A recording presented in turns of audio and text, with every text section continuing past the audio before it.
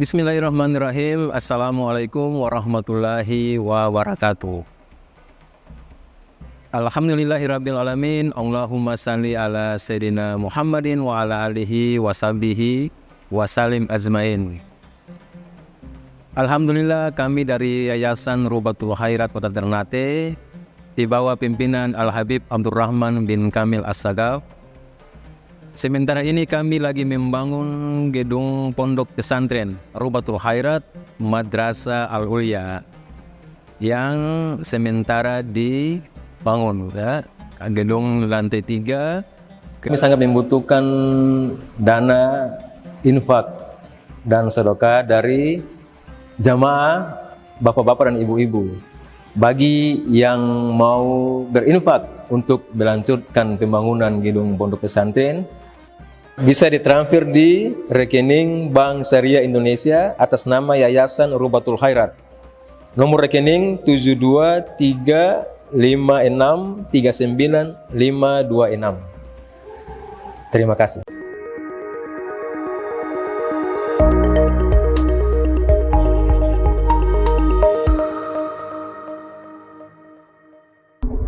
Yang saya muliakan, saya hormati panitia apa tadi? Inspirasi Hijrah Ternate. Masya Allah. Terima kasih sudah mengundang dan mengadakan acara yang baik ini. Ada juga Persatuan Pemuda Islam, PUI tadi, ya? Ya. Saya kira KUI. Kalau pakai K jadi PUI. Persatuan Pemuda Umat Islam. Masya Allah. Juga ada jamaah majlis ta'lim dari Mawaddah juga ikut hadir. Ada juga muslimat, ya, dari kemudian dari Masjid Al-Munawwar pengurus ada Ustadz Jamal Al-Habib Abdul Qadir yang baca munsyid tadi, Said Abdul Qadir As-Sagaf, dan hadirin hadirat yang insya Allah dirahmati Allah Subhanahu wa Ta'ala. Ini berbicara hijrah muhasabah, sudah masuk akhir-akhir dari tahun Masehi. Desember terlambat kita pindah ke Januari. Sebenarnya tahun itu sama semua. Sesungguhnya inna iddata syuhur indallahi 12 syahra. Bulan itu di sisi Allah 12 bulan. Waktu semuanya milik Allah. Jadi ketika kita mengatakan Masehi dan Hijriah, ya substansinya sama, yaitu masalah waktu. Nah, hijrah sekarang sudah bergeser ke pengertian baru. Hijrah yang dimaksud kalau makna kamus leksikal itu artinya berpindah dari satu tempat ke tempat yang lain, disebut dengan hijrah. Al-intiqalu min makanin ila makanin akhar. Berpindah dari satu tempat ke tempat yang lain, itu disebut hijrah dalam bahasa.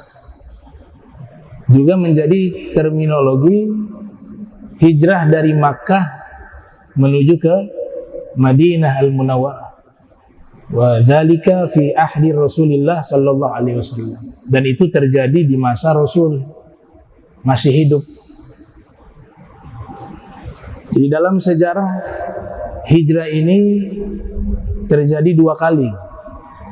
Yang dimaksud dengan al-hijrah al-hissiyah, hijrah yang secara konkret.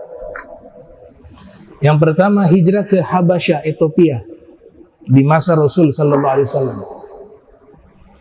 Sahabat-sahabat dan beberapa keluarga Nabi diperintahkan oleh Nabi untuk hijrah ke Ethiopia. Ethiopia kalau sekarang Afrika. Apa namanya? Habasyah zaman dulu, zaman sekarang namanya Ethiopia. Nah itu hijrah yang pertama tuh. Hijrah yang kedua, hijrah hissiyah, itu al-hijratu min Makkah al-Mukarramah ilal Madinatil Munawwarah. Pindah dari kota Makkah menuju ke Madinah al-Munawwarah. Ini disebut hijrah hissiyah. Di saat itu ada yang hijrah karena pengen nikah, bersamaan dengan hijrahnya Rasul dengan sahabat atas perintah Allah, berpindah dari kota Makkah menuju ke Madinah. Tapi ada juga orang di tengah-tengah mereka hijrahnya tujuannya adalah ingin menikahi seorang wanita yang ada di kota Madinah. Orang ini disebut muhajir Ummi Qais, orang yang berhijrah karena Ummi Qais. Ummi Qais itu nama seorang wanita. Kenapa dia berhijrah ke Madinah? Karena itu menjadi syarat lamarannya diterima oleh wanita yang bernama Ummu Qais. Rajulun khataba imra'atan fa'abat hatta yuhajira ilaiha. Jadi dia lamar wanita ini menolak lamarannya. Maka diberikan syarat, kalau kau mau saya terima lamaranmu, kamu harus pindah ke kota Madinah, baru saya terima lamaranmu.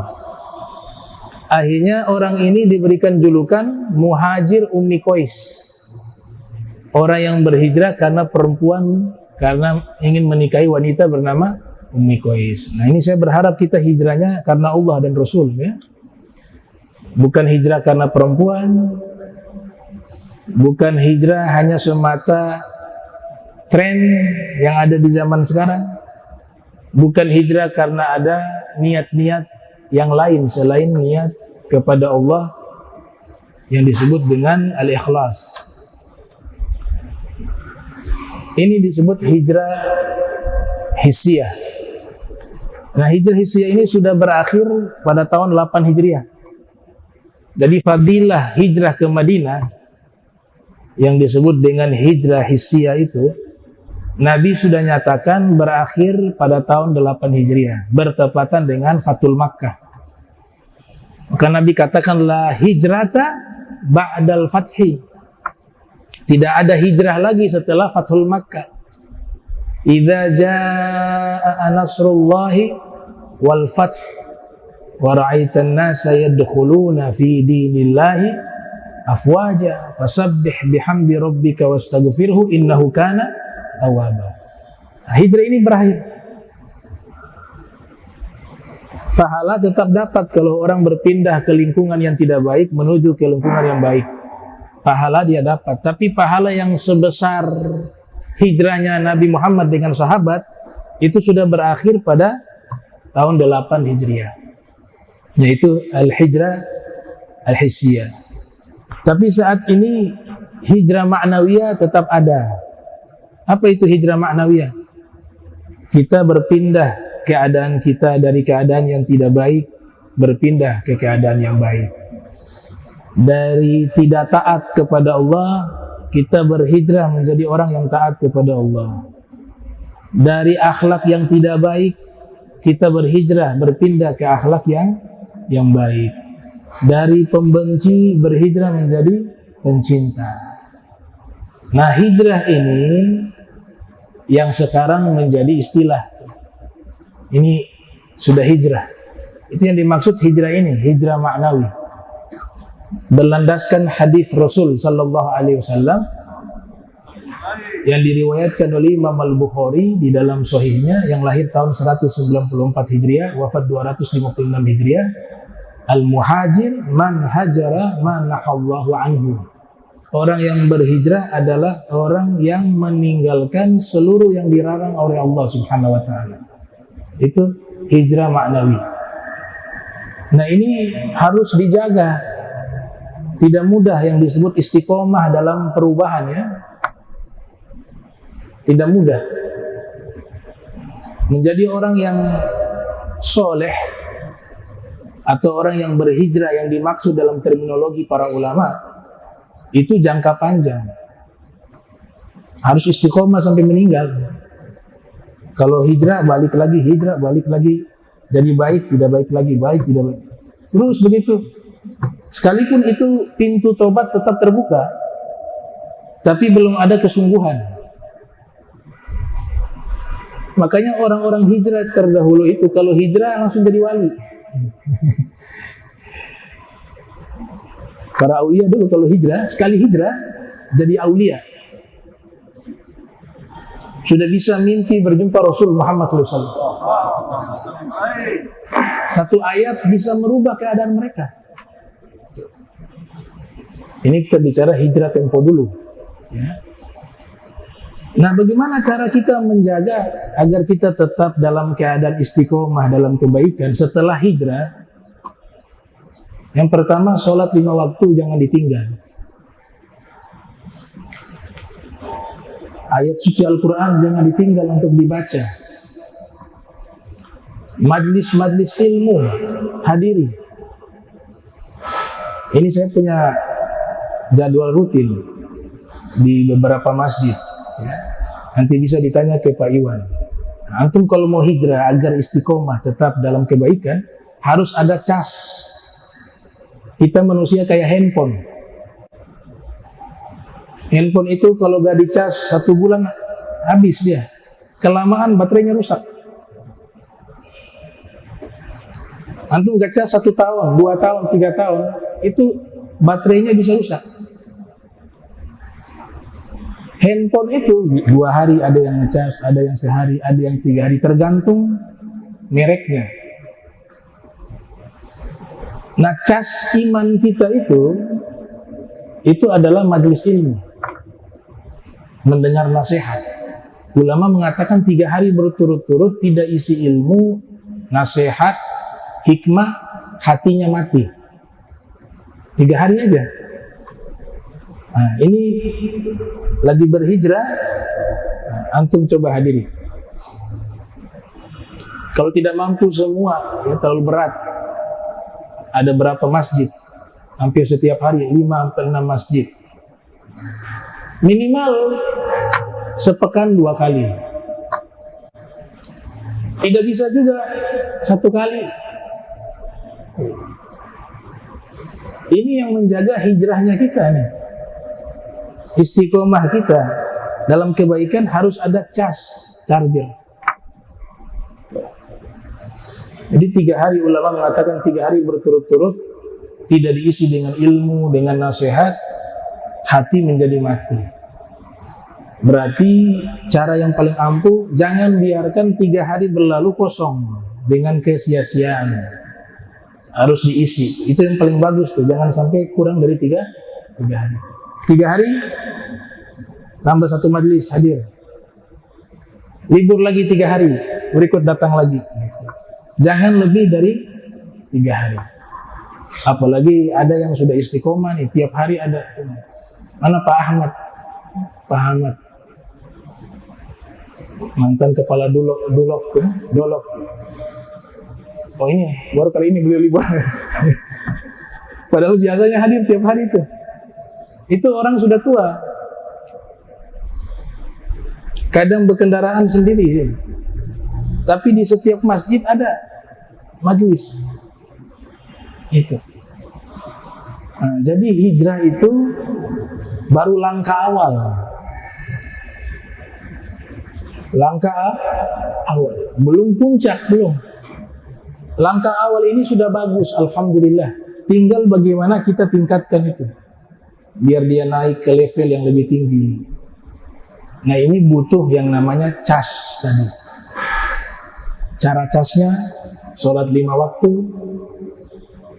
rajin baca Al-Quran, berkumpul di majlis-majlis ilmu, berkumpul dengan orang-orang sholihin, para ulama. Ini dia menjadi charger. Tapi kalau kita mandiri, gak bisa. Gak bisa. Secara mandiri gak bisa. Saya ambil contoh. Dulu ada tokoh-tokoh sufi yang nama mereka sampai saat ini kita mengenalnya. itu juga adalah orang-orang yang berhijrah. Al-Imam Ibnu Qudamah Al-Maqdisi menulis kitab namanya kitab At-Tawwabin. Ini sebenarnya kitab orang-orang hijrah. Mereka yang dulunya tidak baik, namun ketika hijrah dengan sungguh-sungguh menjadi aulia. Ini kitab yang sangat bagus untuk dibaca. Ditulis oleh ulama mazhab Hambali bernama Ibnu Qudamah Al-Maqdisi. Ya, lahir tahun 500, ya, abad 5 Hijriah. Nah, 541 lahir. Namanya Imam Ibnu Qudamah Al-Maqdisi. Di situ diceritakan biografi orang-orang yang berhijrah, yang dulu mereka bukan orang baik, tapi ketika mereka berhijrah, berubah mereka menjadi orang-orang soleh, menjadi para aulia. Di antaranya Fudail bin Iyad. Tuh. Imam Fudail bin Iyad termasuk salah satu guru Imam Syafi'i, tabarrukan. Dulu perampok.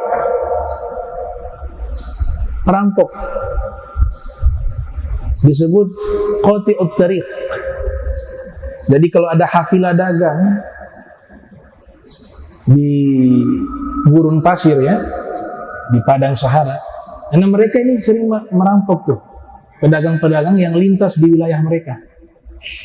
Sampai-sampai orang kalau mendengar namanya Fudail bin Iyad ketakutan, karena dia kepala perampok. Satu kali ngobrol di pasar, ini pedagang mau berangkat. Mereka mengatakan, kita kalau berangkat dagang harus hati-hati. Kenapa? Karena ada satu wilayah kepala perampoknya ini sangat terkenal, sangat kejam. Siapa namanya? Namanya Fudail bin Iyad. Padahal orangnya ada di situ. Ini nasihat pertama masuk ke hati. Sebegitunya saya ya, sampai orang takut. Belum merubah dia menjadi baik. Satu ketika dia lihat ada wanita cantik pergi ke tempat pemandian air panas, namanya hammam. Itu hammam itu sejarahnya itu adalah pemandian air panas. Zaman dulu itu di wilayah di Jazirah Arab, di Irak dan sekitarnya, itu ada menyediakan tempat pemandian khusus laki-laki ada, khusus perempuan ada. Airnya itu air panas, disebut dengan hammam. Dalam Al-Quran disebut air panas di neraka ma'in hamim,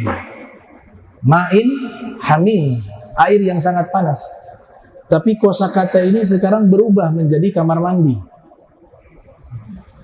Iya. Mau ke mana? Mau ke hammam, kamar mandi. Tapi sejarah asalnya itu adalah pemandian air panas. Karena kamar mandi mereka zaman itu air susah. Mereka punya rumah zaman dulu gak seperti kita, ada toilet, ada kamar mandi. Ya, rumah tanpa kamar mandi, tanpa toilet. Kalau toilet mereka pergi di gurun pasir yang jauh. Mandi juga di tempat pemandian air panas. Akhirnya dijadikan kosakata kamar mandi, hammam. Nah, Imam Fudail bin Iyad dia melihat ada wanita cantik masuk ke hammam. Punya niat tidak baik. Nanti ini perempuan mandi, saya mau ngintip. Ternyata ketika perempuan itu sudah masuk ke tempat itu, ke hammam tadi, Fudail naik di atas dinding itu dengan niat ingin melihat wanita itu mandi.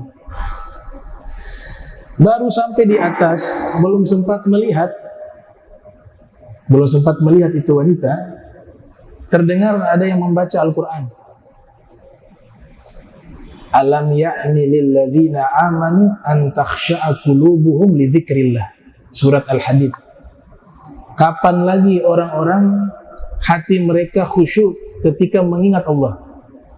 Ternyata ayat ini tembus sampai ke sanubarinya. Dia mengatakan, Al-an ya Rabb, sekarang ini saya akan khusyuk mengingatmu ya Allah. Dia turun dari dinding, dari tembok itu yang ini dia batalkan niat untuk mengintip wanita itu. Saat itu juga dia berubah menjadi seorang wali min auliyaillah. Khusyuk, sholatnya menangis. Kalau doa malu, angkat tangan. Beliau kalau doa gak pernah angkat tangan. Ditanya, kenapa tidak angkat tangan? Saya malu, kedua tangan saya yang pernah kotor dulu. Pernah bermaksiat, merampok. Tangan yang kotor ini saya malu, angkat. Mengangkat ke hadapan Allah itu saya malu. Akhirnya sudah berubah menjadi Fudail bin Iyad. Nah ini salah satu orang yang berhijrah. Dengan sungguh-sungguh, dia berubah menjadi orang besar. Kitab-kitab tarajum yang membahas tentang managib, biografi para aulia kaum solihin, pasti akan menulis nama beliau. Antum baca Hilyatul Aulia, ada Imam Fudail bin Iyad, karya Abu Nuaim Asbahani. Antum baca kitab Tabaqatul Aulia, karya Ibnu Mulaqqin, namanya ada di situ, biografinya ada di situ. Antum membaca kitab Tazkiratul Aulia, namanya ada di situ.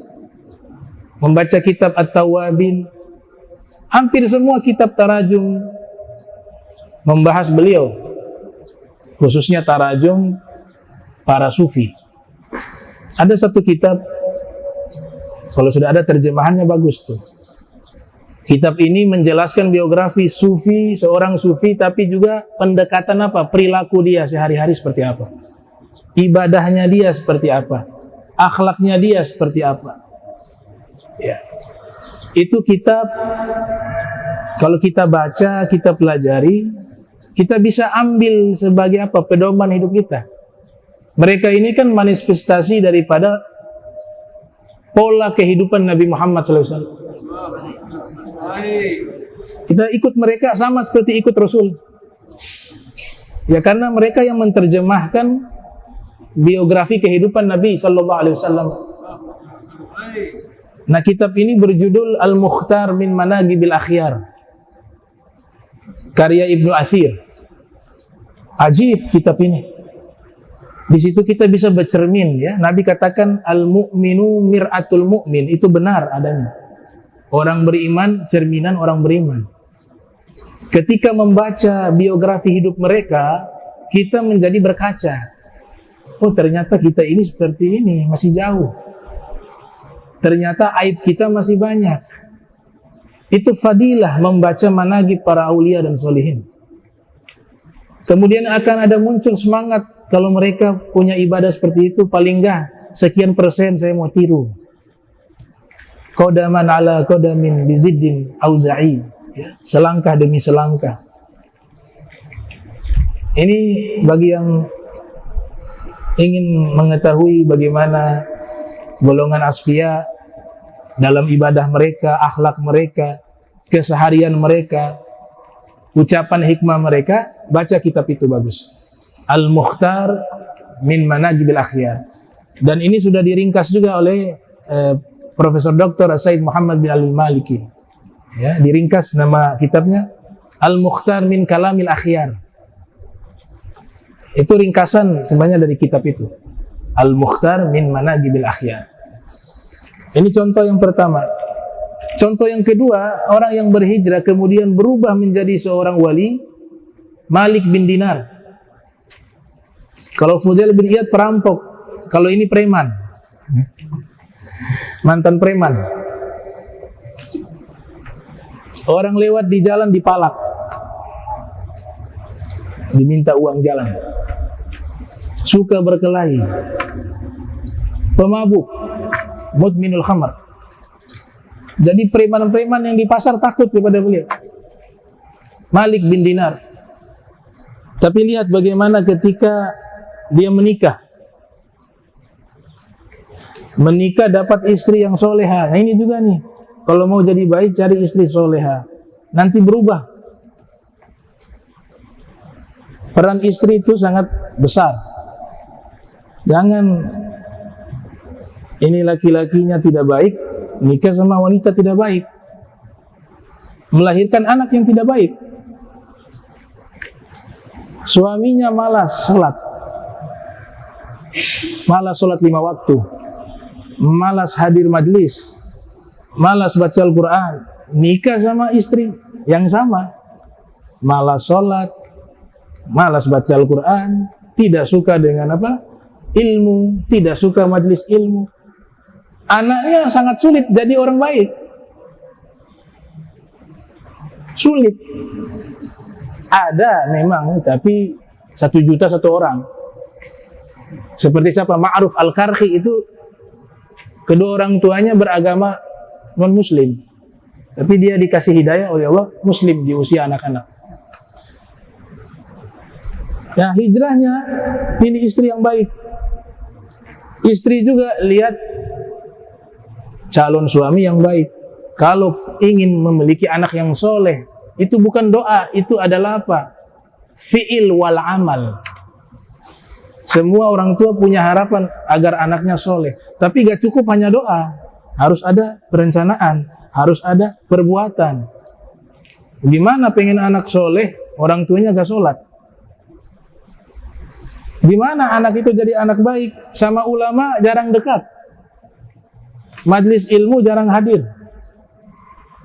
Gak bisa. Ini barang mahal. Barang mahal.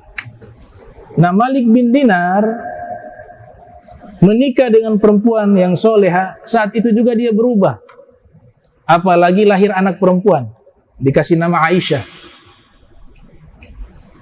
Saat itu mulai dia kurangi itu minum. Anaknya ini dikasih oleh Allah, bisa mengeluarkan nasihat. Wahai ayah, ini minuman haram. Anaknya masih kecil. Baik nak, karena dia sayang sekali sama anaknya, dia buang itu minuman keras.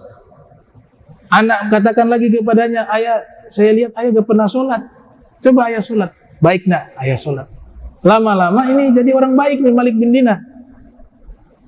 Barokah menikah dengan wanita soleha, lahirlah anak perempuan yang baik. Tapi Allah berkehendak lain.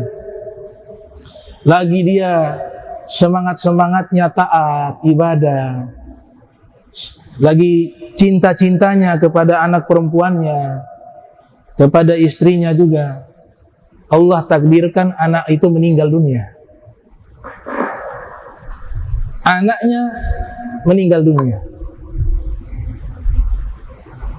Akhirnya berubah lagi menjadi jahat. Disinilah syaitan memiliki kemampuan bisa menguasai seseorang dalam keadaan orang itu frustasi, putus asa. Makanya dalam agama kita dilarang, gak boleh berputus asa. Sedih, silakan sedih, manusia, tapi jangan berlebihan dalam kesedihan. Begitu juga senang, bahagia, silakan kau senang, bahagia, tapi jangan berlebihan dalam senang dan berbahagia. Semua diletakkan di tengah. Malik bin Dinar berubah jadi jahat lagi, kembali jadi preman, mabuk, sampai satu ketika dia cerai dengan istrinya. Dia frustasi dengan anaknya yang Allah ambil, meninggal dunia. Akhirnya satu malam dia mabuk, tertidur di emperan jalan. Mimpi dia, ketika bermimpi itu dikejar sama ular naga. Dia lari, ingin menyelamatkan diri, sampai naik ke satu puncak. Di atas puncak ketemu orang tua, kakek yang sudah sangat tua. Malik bin Dinar minta tolong kepada sang kakek, wahai kakek, tolong saya, ini ular di bawah nih, ular naga ini, ular yang sangat besar ini. Dia mengejar saya, ingin memangsa saya, tolong saya. Kata kakek tua itu, bagaimana saya mau tolong? Saya ini sudah tua, saya gak bisa tolong. Coba kau naik ke atas. Naiklah ini Malik bin Dinar ke atas. Sampai di puncak bukit, dia bertemu dengan putrinya yang dia cintai dalam mimpi. Kalau mimpi ini ada yang benar, ada yang tidak ya. Saya tidak sependapat yang mengatakan bahwa ketika kita bermimpi dengan orang yang sudah meninggal, kemudian semuanya benar, belum tentu. Belum tentu ya. Memang negerinya negeri yang benar ya. Alam barzah itu ada. Tapi mimpi itu ada 3 macam. Ada yang sumbernya dari Allah, ada dari syaitan, ada dari imajinasi. Tidak semua itu bisa dijadikan hukum dalam mimpi. Begitu juga tidak semua mimpi itu salah ya. Contoh, orang yang mau meninggal dunia disebutkan oleh Imam Ahmad bin Hanbal, itu ruh orang tuanya yang sudah meninggal datang berwujud orang tua ya, padahal itu bukan ruh orang tuanya, itu jin menyamar, jin kafir menyamar berwujud orang tuanya. Itu dalam keadaan menjelang wafat. Dia katakan agama yang benar bukan agama Islam. Saya orang tuamu sudah meninggal, sudah tahu, sudah masuk ke kubur, sudah tahu yang hakikat itu mana. Ternyata Islam bukan agama yang benar. Kau masuk agama ini. Akhirnya dia nyatakan itu su'ul khatimah dia bilang. Nah itu dalam keadaan seperti itu masih ada tipuan, apalagi dalam keadaan mimpi. Nah yang ini mimpi yang benar. Dia bertemu anaknya di puncak bukit. Anaknya menolong Malik bin Dinar. Kemudian anaknya mengatakan, wahai ayah, kau tahu tidak ular yang mengejar kamu itu? Itu adalah amal burukmu di dunia. Engkau banyak melakukan dosa sehingga dosa itu menjadi kuat. Diibaratkan seperti ular. Kau tahu tidak wahai ayah, orang tua yang kau minta tolong tadi? Iya. Nah, itu adalah amal baikmu di dunia. Amalmu sedikit. Makanya lemah kayak orang tua. Gak bisa tolong kamu. Wahai ayah, ayah gak perlu sedih sama saya. Saya sekarang hidup nyaman di akhirat. Tapi saya pesankan kepada ayah, ayah berubahlah jadi orang baik. Agar kita bisa bertemu di surganya Allah subhanahu wa ta'ala. Subhanallah, dia bangun dari tidur langsung berubah jadi wali min auliyaillah. Siapa? Malik bin Dinar. Itu. Hijrah dia. Ada yang ketiga, Bishr al-Hafi. Mudminul khamr, pecandu minuman keras. Kami baca di kitab Tabaqatul Auliya karya Ibnu Mulaqqin. Dia mabuk, jalan injak kertas, di situ ada tulisan nama Allah. Ini kertas dia ambil bawa pulang ke rumah. Dia bersihkan itu kertas, dia berikan wangi-wangian. Kemudian dia mengatakan ini nama yang agung, nama yang mulia. Dalam keadaan mabuk nih, tidak layak diletakkan di lantai, diinjak-injak. Ini nama yang lafzul jalalah. Dia gantung di dinding kamarnya. Tidur dia, dalam keadaan mabuk dia tidur. Di saat dia tidur, malamnya dia bermimpi Allah Ta'ala hatif ya, bukan Allah Ta'ala. Ada suara, tapi tidak ada wujud. Suara dari langit mengatakan, ya Bishr, qad tayyabta ismi fid dunya, la utayyibanna ismaka fid dunya wal akhirah. Wahai Bishr, kau sudah memuliakan namaku di dunia, maka aku akan muliakan namamu di dunia dan di akhirat. Bangun dari tidur, dikasih ilmu laduni oleh Allah, diberikan hidayah ke dalam hatinya, diberikan taufik kepadanya, dia berubah menjadi wali min auliyaillah. Namanya tertulis dalam kitab-kitab tarajum para aulia, para asfiya. Bishr al-Hafi. Al-Hafi artinya telanjang kaki. Al-Hafi artinya telanjang kaki. Tidak pernah pakai sendal. Dia berjalan tanpa sendal. Itu ada kisah. Kenapa beliau dijuluki Al-Hafi? Zaman dulu punya sepatu atau sendal itu kan ada tali. Ya. Kalau pakai sendal itu kan lama tuh. Sendalnya tuh pakai tali ikat dulu. Ya. Sedangkan Bishr al-Hafi ini sudah diangkat oleh Allah menjadi orang yang mengenal Allah. Dia punya lidah gak pernah putus dengan zikir kepada Allah Subhanahu wa ta'ala. Satu ketika dia jalan di pasar, itu talinya lepas. Talinya lepas. Akhirnya dia sibuk mengurus tali sendalnya. Kebiasaan dia zikir itu hanya terputus. Biasa kan dia zikir, tapi waktu itu dia sibuk urusin tali sendalnya. Akhirnya dia lupa zikir lagi. Dia urus itu sendal, talinya diurusin. Allah berikan ilham. Ini nasihat datang dari arah manapun ya. Makanya orang yang hatinya bersih, dia tidak lihat siapa yang berkata. Filosofi kalau di Ternate, orang khutbah Jumat ditutup tuh.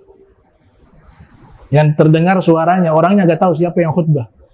Itu filosofinya apa? Jangan lihat siapa yang mengatakan, tapi lihat apa yang dia katakan. Unzur maqal wala tanzur man qala. Imam Ghazali jadi Imam Ghazali itu nasihat dari perampok tuh. Imam Ghazali jadi Hujjatul Islam itu dapat nasihat dari perampok. Beliau melakukan perdagangan, ikut rombongan dagang, beliau habis belajar. Semua fawaid ilmu ditulis di bukunya. Ternyata di tengah jalan ditahan oleh perampok. Semua diambil barang-barang yang ada tuh. Termasuk buku fawaidnya Imam Ghazali yang bertahun-tahun ilmu beliau tulis di situ. Diambil bukunya Imam Ghazali. Imam Ghazali kejar itu perampok. Wahai paman, paman ambil yang lain aja, jangan ini. Ini perampok heran. Ini kan hanya buku. Kenapa kau mati-matian takut saya ambil ini buku? Gak, itu buku itu saya belajar puluhan tahun. Ilmu-ilmu yang saya dapatkan saya tulis di buku itu. Kalau paman ambil ini buku, habis saya. Ilmu saya hilang. Allah berikan ilham kepada Imam Ghazali lewat apa? Nasihat perampok. Spontan itu perampok mengatakan, wahai anak, ilmu itu di dalam dada, bukan di buku. Kalau ilmu di buku saya ambil hilang, berarti bukan ilmu. Ilmu itu harus ada di dalam dadamu, di hatimu. Ini jadi nasihat. Masuk ke dalam hatinya Imam Ghazali, benar. Pulang dia berubah. Tidaklah dia menulis lagi. Menulis, tapi semua yang ditulis dihafal. Semua kitab dihafal. Lihat dapat nasihat dari mana? Dari perampok. Nah, begitu juga Bishr Al-Hafi. Sibuk urusin tali sendal. Lupa zikir. Di depan dia ada pedagang. Pedagang itu bilang, hei fulan, kamu kan Bishr kan? Iya benar, saya Bishr. Saya lihat kamu sudah tidak zikir lagi tadi, sibuk urusin tali sendal. Iya. Oh iya, saya lupa soalnya ngurus. Masa seorang wali lupa zikir pada Allah gara-gara tali sendal? Akhirnya dia bersumpah, wallahi demi Allah, mulai hari ini saya tidak akan pakai sendal. Dibuang tuh sendalnya. Karena ini sendal memutuskan saya mengingat Allah Subhanahu wa ta'ala. Kalau kita zaman sekarang handphone. Kalau handphone melalaikan kita, coba bikin begitu. Bukan dibuang ya, maksudnya dibatasi. Sayang kalau dibuang, mubazir. Diatur. Jangan sampai handphone itu yang mengatur kita. Masa kita manusia yang dikasih akal, nggak sholat gara-gara game, nggak bisa hadir majelis ilmu gara-gara handphone, nggak bisa baca Al-Quran gara-gara handphone. Kita kalah sama benda ini. Sedangkan kita manusia yang dikasih akal. Terbalik, kita yang ngatur semua. Kita ini kan khalifah, Allah sebutkan dalam Al-Quran. Masa khalifah dengan handphone saja kalah, dengan nafsunya saja kalah, dengan hawanya. Inni ja'ilun fil ardi khalifah. Nah, dari situlah beliau tidak pernah pakai sendal, maka dijuluki Al-Hafi.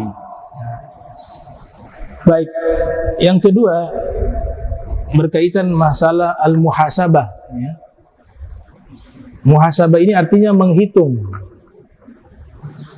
Kalau dalam bahasa Arab ilmu hisab, itu artinya apa? Ilmu hitung. Ada juga hari namanya hari perhitungan, yaumul hisab. Dalam talqin tuh, wa annal mauta haqqun wa annal qabra haqqun wa anna na'imahu haqqun wa anna adzabahu haqqun wa anna su'al munkar wa nakir fihi haqqun wa annal ba'tsa haqqun wa annal hisaba haqqun. Ada yang namanya hisab, perhitungan. Di yaumil qiyamah semua amal kita dihitung oleh Allah Subhanahu wa taala, maka disebut yaumul hisab. Ada ahli hisab.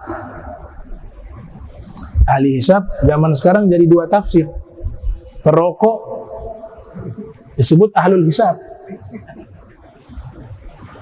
dan orang yang paham tentang ilmu falak atau bahasa modern astronomi, menghitung-hitung, oh tahun depan sudah tanggalnya sekian Ramadan, jatuh pada tanggal sekian, oh Idul Fitri jatuh tanggal sekian, padahal perhitungannya jauh, ada yang sampai 100 tahun, ada yang sampai 200 tahun sudah ada penetapannya. Itu menggunakan ilmu hisab.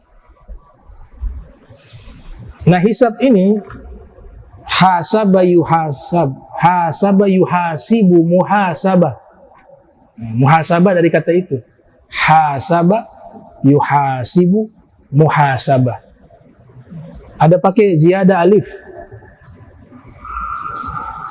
Ziyadah alif artinya apa? Muqabalah.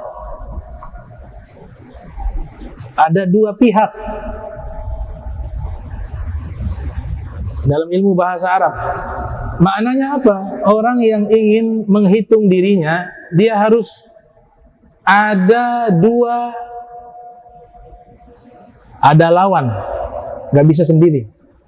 Maknanya apa? Dirinya menghisap tubuhnya.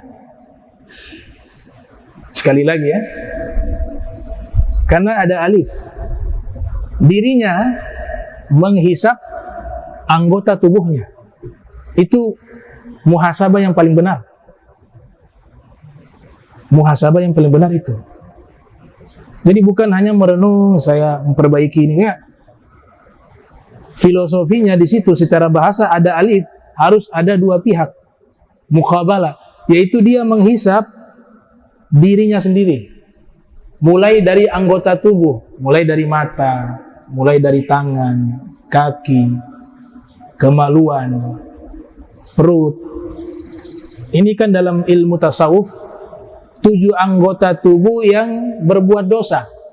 Lisan, sesuai juga dengan pintu neraka jumlahnya.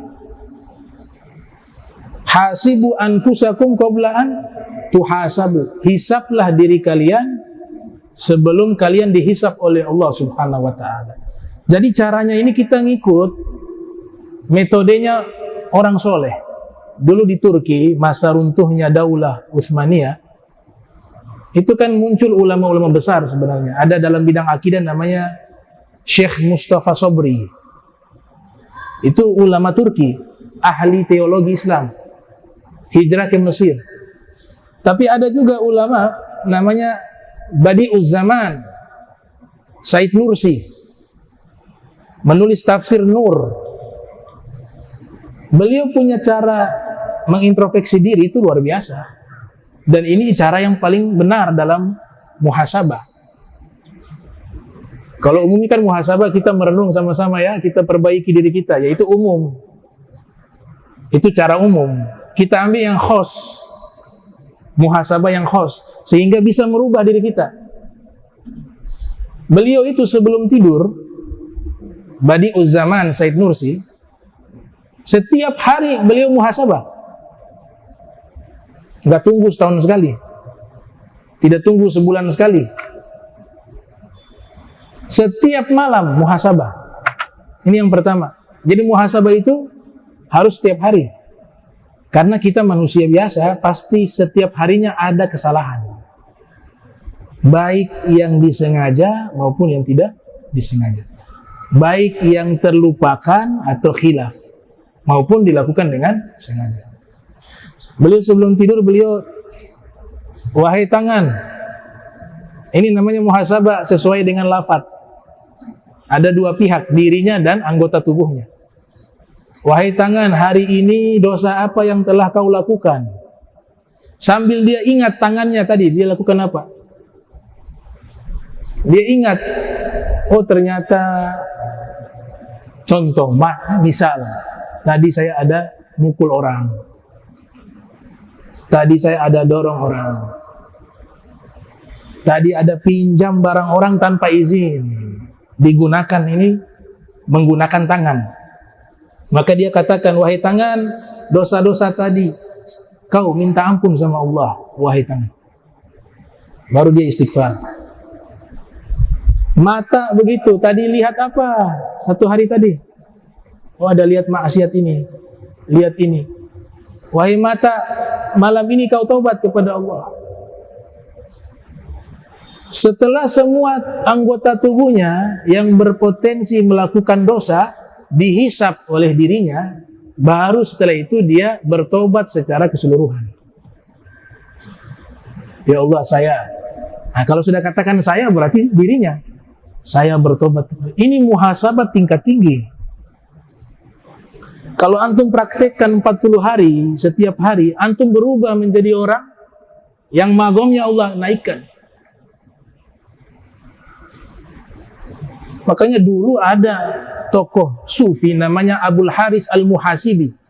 Itu julukannya Al-Muhasibi, selalu menghisap dirinya, selalu introspeksi dirinya. Dia termasuk salah satu murid Imam Syafi'i.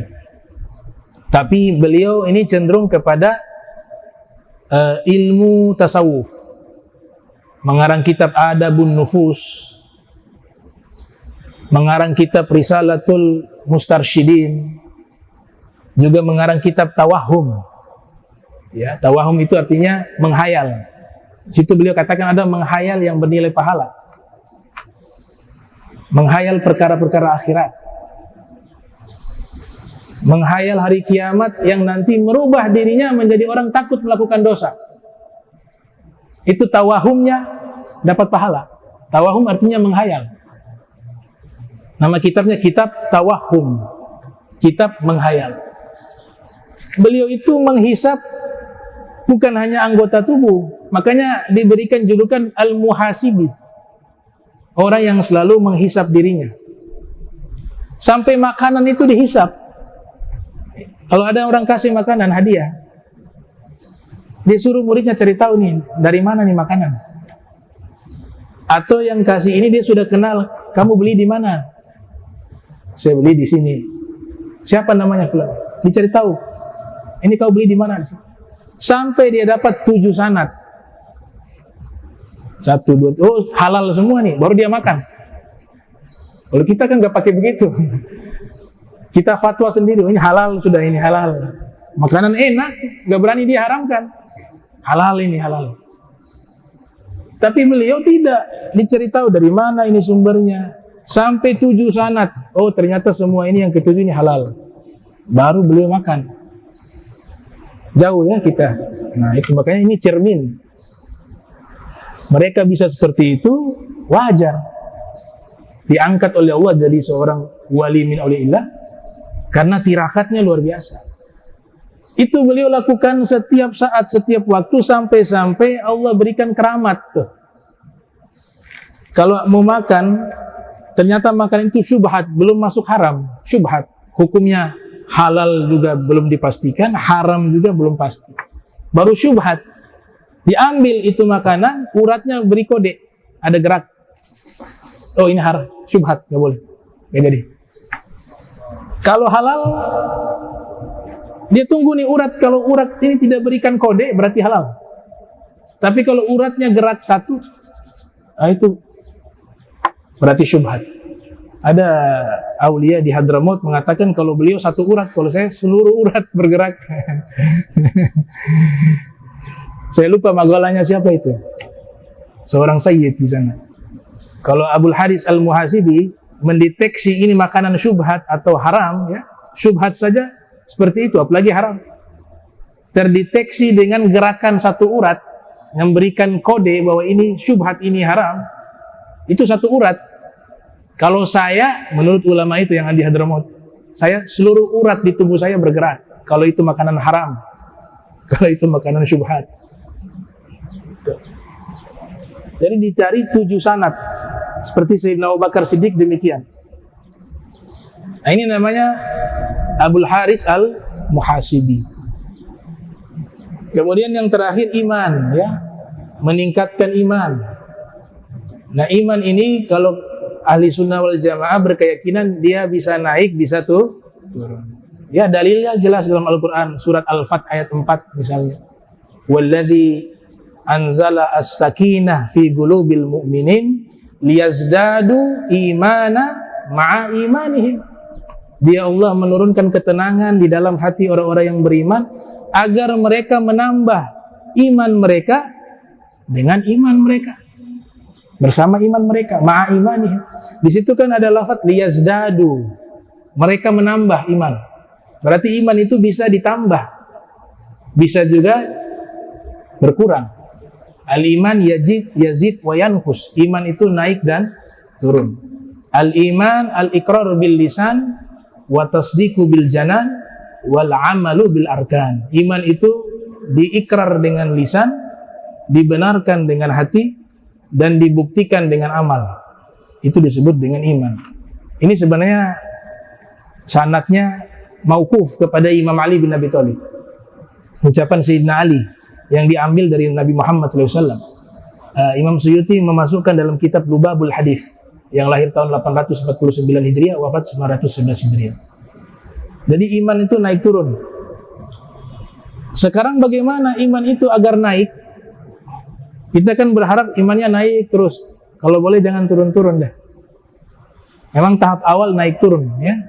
Kayak ayunan, ya, naik ya turun. Yazid wa yankus. Cara mendeteksi dan mengetahui bahwa iman ini naik adalah di saat peningkatan taat. Di Zubat ada tuh.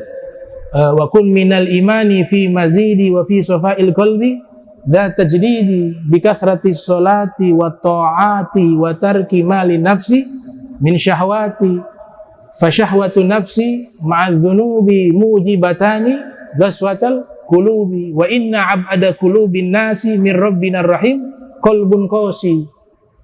Jadilah iman kamu itu meningkat. Dengan apa? Dengan membersihkan hati, meningkatkan taat, dan meninggalkan maksiat. 3 ini kalau dilakukan, iman naik.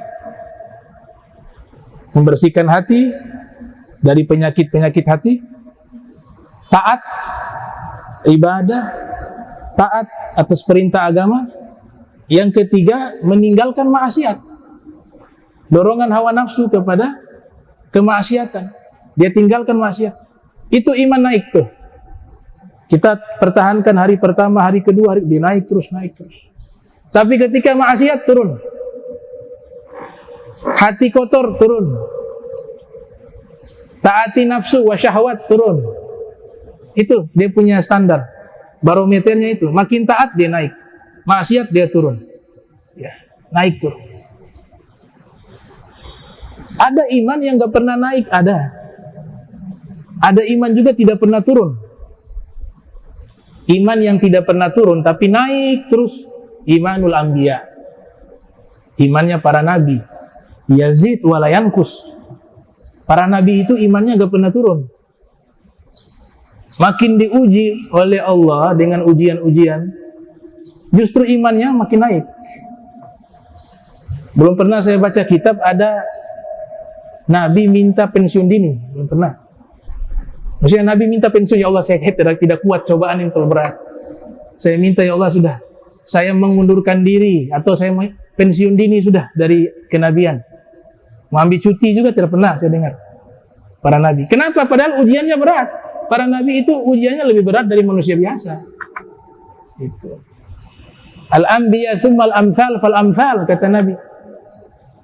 Inna asyadda bala'an al-anbiya. Manusia yang paling berat ujiannya para nabi. Tsummal amsal fal amsal, kemudian yang mengikuti mereka, kemudian yang mengikuti mereka. Tapi tidak pernah saya dapati ada satu nabi pun yang mengatakan, ya Allah, saya tidak kuat jadi nabi. Tolong ya Allah, copot jabatan saya, kasih kepada yang lain. Semuanya berpegang dengan pangkat kenabian, padahal ujiannya makin berat. Kenapa? Karena iman mereka tidak menurun ketika diuji, justru tambah naik, tambah naik, tambah naik. Ada iman statis, naik tidak, turun tidak. Imanul malaikah, imannya malaikat. Ya malaikat begitu sudah. Karena malaikat gak ada maksiat, sehingga gak bisa turun. Taat ada, tapi sampai di situ batasannya, gak bisa lebih. Imanul malaikah yazid, la yazid wa la yankus. Dia tidak naik dan juga tidak turun. Yang ketiga ada imanul kufar wal munafikin. Imannya orang-orang kafir dan orang munafik. Yankus wa la yazid. Turun terus, tidak pernah naik. Yang keempat iman al muslimin. Ini kayak kita ini. Imannya orang-orang Islam, umumnya orang muslim. Yazid wa yankus, naik turun. Hari ini naik, besok turun. Besoknya naik lagi, turun lagi.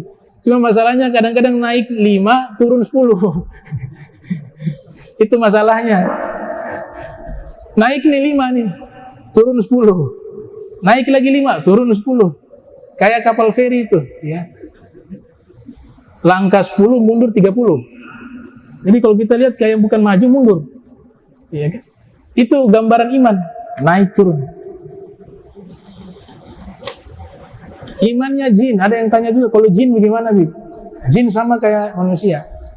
Yazid wa yankus. Ada yang naik, ada yang turun. Kecuali iblis.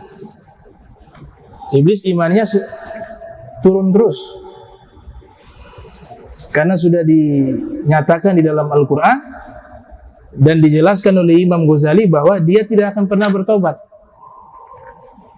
Tidak pernah bertobat. Kesempatan tobatnya tetap terbuka, tapi dia yang tidak mau bertobat kepada Allah Subhanahu wa ta'ala. Nah, ini 3 poin ya, terkait masalah hijrah. Kemudian tadi apa? Muhasabah dan iman. Terakhir saya tutup, ada nasihat berharga. Ini nasihat ini luar biasa. Nasihat ini luar biasa. Luar biasa nasihat ini. Dari Imam Hasan al-Basri, tabi'in, ya, lahir 21 Hijriah, wafat 110 Hijriah. Berguru kepada Imam Ali Ibn Abi Thalib dan juga beberapa sahabat lainnya dan para tabi'in senior juga. Ada satu nasihat beliau mengatakan begini, innal abda la yazalu bi khairin ma kana lahu min nafsihi wa'idun. Innal abda la yazalu bi khairin ma kana lahu wa'idun min nafsihi wa kanat al muhasabatu min himmatihi. Orang itu senantiasa dia itu baik jika masih ada penasehat di dalam dirinya. Penasehat di dalam dirinya. Ini kita kasih nasihat punya manfaat, ya, punya manfaat, bukan tidak ada manfaat. Ada manfaat orang memberikan nasihat, apalagi sudah datang mendengar, itu pilihan Allah Ta'ala. Gak semua dikasih kesempatan berjam-jam duduk mendengar nasihat. Ada yang tidak kuat juga, tidak kuat, 10 menit sudah ada yang tertidur. Tapi subhanallah 1 jam, ini sudah 1 jam nih, masih bisa dengar. Itu satu poin penting tuh, ya. Tapi Imam Hasan Basri mengatakan apa? Penasehat yang paling manfaat bagi diri kita sendiri. Saya mau sampaikan sampai 5 jam, 6 jam, tapi dalam hatinya gak ada penasehat, asarnya hanya sekian persen. Tapi di dalam diri kita ada penasehat, kita lakukan kebaikan. Sudah bertahun-tahun istiqomah dalam majlis ilmu misalnya, Tahu-tahu dalam hati ini muncul rasa malas. Aduh, kayak saya keluar saja nih. Ini orang paling rugi nih. Orang lain lagi susah payah masuk ke komunitas yang baik. Dia sudah berada di tempat yang baik, dia keluar. Nah, ketika dia keluar, dia putuskan untuk keluar dari komunitas yang baik itu. Dia duduk sendirian. Tiba-tiba dalam hatinya kan ada kayak seperti ada bahasa yang dia pahami sendiri. Orang lain gak bisa paham, dirinya yang paham. Kamu sudah buat satu hal yang tidak baik. Kamu sudah di tempat yang baik, kenapa kamu keluar? Jadi, iya ya. Oh iya, saya salah itu. Kadang-kadang begitu kan? Gak boleh ini, saya sudah salah jalan ini. Saya harus balik ini. Nah ini kata Imam Hasan Basri, orang ini masih baik dia. Kenapa? Ada penasehat di dalam dirinya. Dan penasehat inilah lebih ampuh daripada para ulama, para da'i yang memberikan nasihat kepada kalian. Itu hanya sekian persen. Tapi yang ada di dalam diri kalian, itulah penasehat yang mampu merubah kalian. Dari mana penasehat ini ada? Kasih sayangnya Allah. Allah masih pandang dirimu. Allah masih pandang dirimu, cuma kita tidak peka. Kita harus bersyukur kalau kita melakukan kesalahan, ada penasehat mengatakan itu salah, itu tidak boleh, itu haram. Anda harus banyak bersyukur kepada Allah Ta'ala. Kita banyak bersyukur kepada Allah Ta'ala. Itu adalah perhatian dari Allah. Masih dikasih penasehat di dalam diri kita. Nah, orang semacam ini, sejahat apapun dia, suatu saat tetap dia akan jadi baik. Hanya tunggu waktu saja. Cuma yang celaka itu gak ada penasehat. Dia berbuat kejahatan apapun, gak ada dalam dirinya itu yang memberikan nasihat padanya.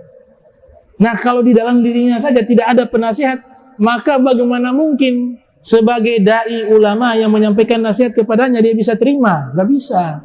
Lah, penasihat di dalam dirinya saja tidak ada. Ini nasihat mahal. Namanya wa'iz. Pakai istilah wa'iz. Wa'iz itu kafa bil mauti wa'idha. Nabi gunakan kalimat yang sama. Di Al-Quran juga, ud'u ila sabili rabbika bil hikmati wal mau'idha hasana wajadilhum billati hiya ahsan. Pakai mau'idha. Jadi di dalam kita ini ada penasehat. Kalau penasihat itu masih ada di dalam diri kita, berarti Allah masih pandang kita. Tinggal kita merespon, mau menerima tidak nasihat yang baik di dalam diri kita. Kalau sudah ada nasihat baik dalam diri kita, ambil itu, amalkan itu, tunaikan itu. Jangan berharap nasihat dari luar. Percuma, pengaruhnya sedikit. Nasihat di dalam diri kita, itu lebih besar. Ada kan orang tua datang ke saya, ditolong. CP anak ini biar ikut di majelis, tolong ajak-ajak dia. Saya kasihan. Ini biar waktunya itu diisi dengan kebaikan, tolong ajak dia ke majelis begini. Saya merendahkan diri saya datang kepada anak itu berkali-kali. Saya tahu ini kalimat selama penasihat gak ada di dalam dirinya, percuma saya sampaikan. Percuma. Karena yang bisa merubah dirinya sendiri.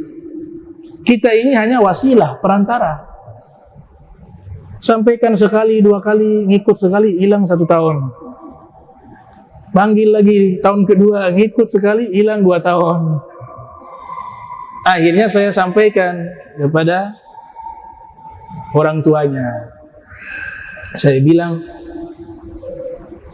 Ibu mohon maaf, saya sudah berusaha, sudah ajak begini. Tapi memang perkara ini yang bisa menentukan, merubah dirinya untuk jadi orang soleh, orang baik, dirinya sendiri. Jangankan saya, sekarang ada wali kutub datang kasih nasihat, gak bisa. Wali kutub ajak dia, gak bisa. Kenapa? Karena penasehatnya sudah hilang di dalam dirinya. Kalau penasehatnya ada, tentu dia sendiri akan berubah. Sekali saya sampaikan, ada bekas, ada kesadaran. tapi memilih komunitas yang tidak baik, berarti gak ada penasehat. Begitu. Terus bagaimana? Sudah ibu doa. Doanya ibu itu seperti doanya Nabi kepada umat. Doa, kasih nasihat, pelan-pelan. Semoga Allah berikan dia penasehat di dalam dirinya. Nah itu. Jadi kalau masih ada itu penasehat, itu alhamdulillah. Berarti potensi baik masih ada. Nah terakhir juga kata Imam Hasan Al-Basri mengatakan, dan senang introspeksi diri. Ini baik, sifat baik. Nah orang yang beruntung itu dia senang menghitung dirinya. Nah orang yang celaka senang menghitung orang lain. Kebalik kan? Ini kalau ada nasihat disampaikan tentang masalah akhlak buruk, dia bilang itu dia tuh dalam hati. Susah. Tentang kikir itu dia fulan itu. Jadi tidak pernah dia arahkan ke dirinya, semua orang lain. Bicara sombong itu dia tuh fulan.